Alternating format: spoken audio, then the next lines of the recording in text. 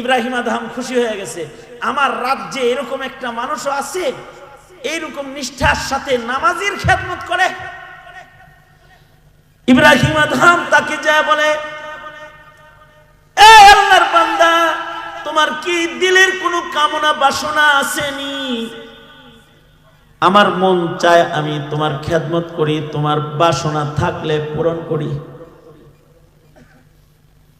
লোকটা বলে, তুমি আমার কি বাসনা পুরা করবা? আমার জিন্দেগির দুইটা বাসনা আছে। আমার জিন্দেগির একটা বাসনা হলো, আমি তো নিজে আবেদ না, আমি নিজে আবেদ না, আল্লাহর ইবাদতের হক আদায় করা আমি জানি না। তবে আমার রাজ্যের বাদশা যিনি, তিনি হক আদায় করে আল্লাহর গোলামিকারী বাদশা।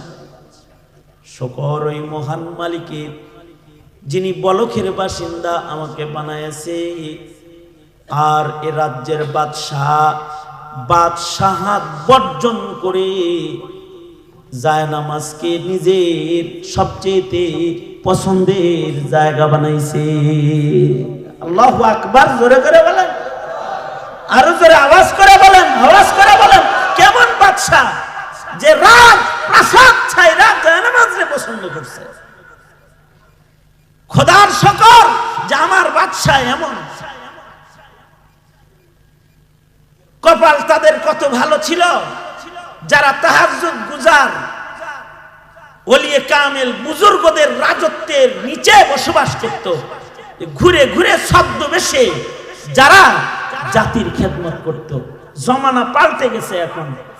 এখন রাজ্যের হুকুমরান যারা, তারা ছদ্মবেশে গোলামি করে না, বরঞ্চ যারা আল্লাহর গোলাম হয় তাদের উপরে জুলুম করে। এখন জমানা পরিবর্তন হয়ে গেছে। কিন্তু ইব্রাহিম আদহাম সে তার ছদ্মবেশে মানুষের খিদমতের জন্য পাশে দাঁড়াইত। হযরত ওমরও এমন করতেন, ছদ্মবেশে যাইতেন হযরত ওমর খেদমত করতে। খেদমতে খালক খুশনসিব ছিল ওই যুগের রাজা বাদশার আমল যারা পাইছে তারা। হযরত ওমর একবার শাম থেকে ফেরত আসতেছেন। হযরত ওমর শাম গিয়েছিলেন, শাম থেকে আসতেছেন। শাম থেকে আসার পথে এক বৃদ্ধার বাড়ি আছে, যেই বৃদ্ধাকে ছদ্মবেশে হযরত ওমর এসে এসে খাবার দিয়ে যেতেন। শাম ছিলেন, সফর থেকে ফেরত এসে বুড়িমার ঘরে যায় বললেন, বুড়িমা কেমন আছেন? আলহামদুলিল্লাহ, আল্লাহ ভালো রেখেছেন, কয়েকদিন হয় চুলায় আগুন জ্বলে না। কি খান? সামান্য খেজুর খেয়ে বাঁচি। হযরত ওমর নিজের পরিচয় গোপন করে বলতেছেন, ওমর রে বলতে পারেন না আপনাগর রাজ্যের বাদশাহ আমিরুল মুমিনিন না ওমর, তারে বলতে পারেন না যে ঘরে খানা নাই। মহিলা বলে, আমার ঘরে খানা নাই, ওমর রে আমি বলতে যাব কেন? ওমর মানুষের ঘরের খবর নেওয়া জানে না, ওমর রে খলিফা হইতে কইছে কে?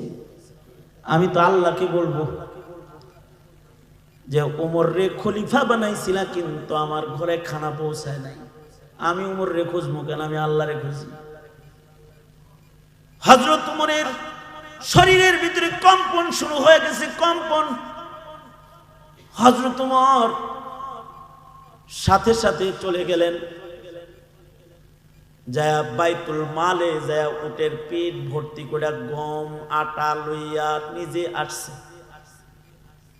আয়েশা বুড়িমাকে নিজের হাতে রুটি বানায় খাওয়ায়। বুড়িমা ওমরের পাশে বসে বসে বলে, কত নিঃস্বার্থ সেবক তুমি! আমার মতো একটা বৃদ্ধার জন্য খাবার আনলে, নিজের হাতে খাবার রান্না করে আমার সামনে খাবার তুমি দিলে। কে যে ওমর রে খলিফা বানাইছিল, ওমর রে খলিফা না বানায় যদি তোমার মতো এরকম একজন নিঃস্বার্থ যুবককে যদি খলিফাতুল মুসলিমিন বানানো হইতো, তাহলে রাজ্যের সব মানুষ নিরাপদে শান্তিতে বসবাস করে দুলুকমা খাইতে পারত।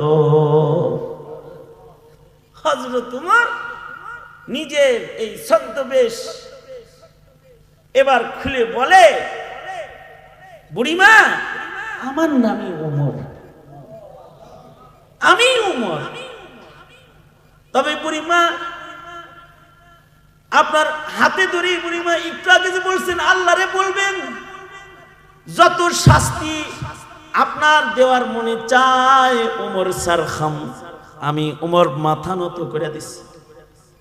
সাজা যা দেওয়ার আপনি দেন, কিন্তু মহান আল্লাহর কাছে কোনো নালিশ করেন না, কারণ আল্লাহর আদালতে হিসাব দেওয়ার মতো সাহস আমি ওমরের নাই। ওইটাও একটা জমানা ছিল। ইব্রাহিম আদহামও সেম ওইরকম একজন আমিরুল মুমিনিন, বলখের বাদশাহ, ইবাদতও করতো, ছদ্মবেশে মানুষের খেদমত করত। এই লোককে বলে, তোমার মতো একজন মানুষের খেদমত আমি করতে চাই, তুমি আমার কি খেদমত করবা?